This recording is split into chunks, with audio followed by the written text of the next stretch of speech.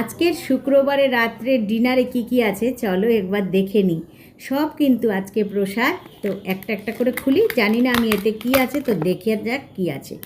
এটা কিন্তু আছে একেবারে ভোগের খিচুড়ি। জানো তো ফ্রাইড রাইস দিয়েছিল, কিন্তু আমি আনিনি ফ্রাইড রাইসটা। কত খাবো বলো, কত খাবো, কি করে খাবো অত। এই দেখো এখানে আছে, এটা খুললাম, দেখি কি পায়েস। আচ্ছা, মিষ্টান্ন। কিন্তু আগে আমি ভাবিনি যে ওটার মধ্যে পায়েস আছে, বুঝেছো?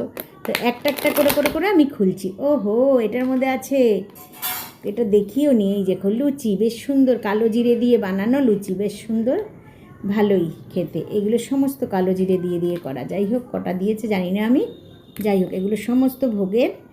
তো দেখো, যাক। ও, আর এটা হচ্ছে একটা লাবড়ার তরকারি। বাহ, সাজনা ডাঁটা আছে, তাহলে তো দারুণ। চলো একটা সাজনা ডাঁটা নিয়ে নিই।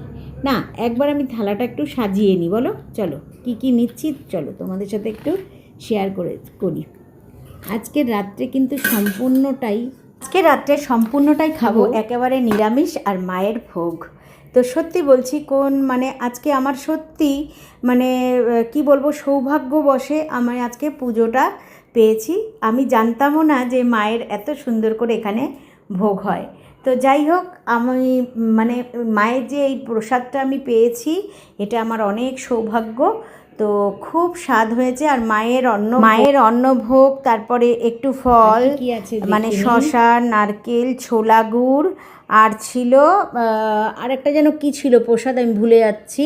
ও, ফ্রাইড রাইস ছিল। অল্প অল্প অল্প অল্প করে একটা প্লেটে অল্প, কিন্তু আমি মন্দির থেকে মানে অঞ্জলি দিয়েছি, দিয়ে উপোস ভেঙে মায়ের প্রসাদটা মুখে দিয়ে এসেছি। আর এইগুলো ছিল মায়ের ভোগ, যেখান থেকে এই ভোগগুলো আমাদেরকে দিয়ে দেওয়া হয়েছিল। তো এই ভোগগুলো কিন্তু দেখো, আমি থালাটা কি সুন্দর করে সাজিয়ে নিয়েছি। আমি যে এই প্রসাদের থালাটাকে সাজিয়েছি অল্প অল্প করে, তোমাদের কাছে কেমন লেগেছে অবশ্যই কমেন্ট করে জানাবে। আর আমার মতন এরকম প্রসাদ খেতে কে কে পছন্দ করো? আমার মনে হয় প্রত্যেকে আমরা ঠাকুরের ভোগ খেতে কিন্তু খুব পছন্দ করি, তাই কি না বলো?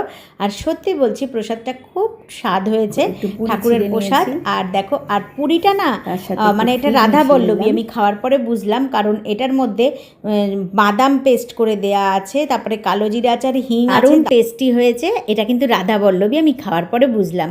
ক্ষীরের সাথে লাগিয়ে খেতে কিন্তু দারুণ লাগে। টাটা বন্ধুরা, নেক্সট আরেকটা ভিডিওতে দেখা হচ্ছে, ততক্ষণের জন্য গুড নাইট।